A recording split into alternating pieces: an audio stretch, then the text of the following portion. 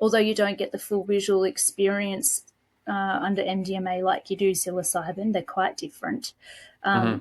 What can happen is if somebody's quite rigid in their thought processes under the psilocybin and they haven't had enough preparation, or maybe with all the preparation in the world, it's still not enough, it can actually lead them to having quite a difficult experience, whether they're being supported by the facilitators and therapists in the room or Hmm. not. And they may be the people that would better suit maybe a little bit of ketamine before to get the idea of kind of letting go. And that Right. notion of letting go under medicine therapy is really important. You know, what you fight persists. The medicine will Right. show you what you need to see, and that's what makes these medicines so powerful, but also a little bit scary on the same hand because there's no control.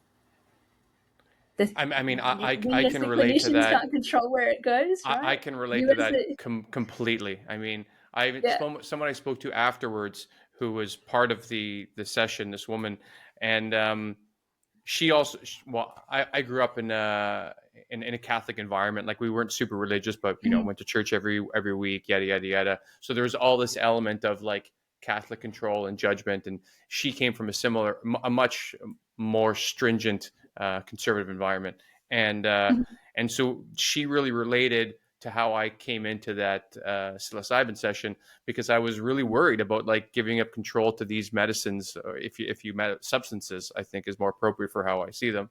And mm, so I didn't sleep much the night before. I got there, I was a little mhm, bit frazzled, and then we mhm, had the combination of these two substances. And again, I really value what I took away from that experience, but like it was quite harrowing when I went through it.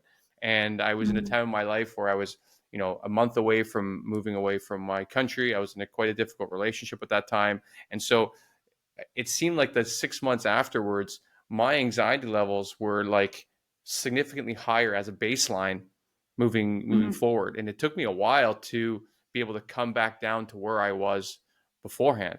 And so I definitely mm, understand and really believe that there should be these protocols, and that if it's underground, there's a lot of things like you trust these practitioners who I think a lot of them think that they're acting as God, and they should just get as much as of this substance into these people as possible because it will help no mhm, matter what. And I do not agree with that. I mean, I've heard, to talk about the U.S. again, I have friends in the U.S. who are trying to overcome things like PTSD or some yeah. complex trauma or whatever, and they were going into these practitioner led underground psychedelic sessions where it's a house filled with 10 people, everyone's in a different Mm, room doing all their different substances.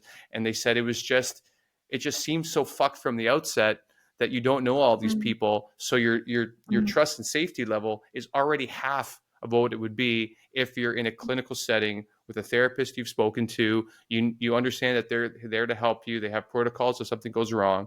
Or if you're in mm, somebody's a townhouse with seven mhm, other people that are going through these very mhm, traumatic experiences. I mean, I would have lost my head if I was in an environment like that. So mm, yeah, I love seeing all the research, especially from people like you, that realize that there should kind of be guardrails in place so there is safety mm. for people going through this very not it can be traumatic, I guess, experience to It go into absolutely can themselves. be. Yeah, Right. absolutely can be. And I think you raised so many important points there that I want to pick apart a little bit. Please. So, one of them was really around the level of anxiety you felt after your experience. So, for me, that is something that I would consider harm. That would be something I would consider a psychedelic harm or medicine harm. So that is a lot of the supportive work that I have done with my patients in the last 12 months since we opened our clinic. And that is because in Australia, when it was rescheduled, what happened was there was a really big influx of people seeking access and seeking support and seeking self medicine. So, what happened was there was all these people that turned to the underground for access to psilocybin or MDMA or any of the other psychedelic medicines that we have. And what happens was they weren't screened. Many Mm. of them weren't prepared at all. They were not informed of what they were going into. They then had very difficult experiences because either they didn't feel safe before having the medicine, or they weren't supported and grounded during their medicine journey. They've then ended up re-traumatized, re-triggered with chronic insomnia and sleep difficulties, anxiety.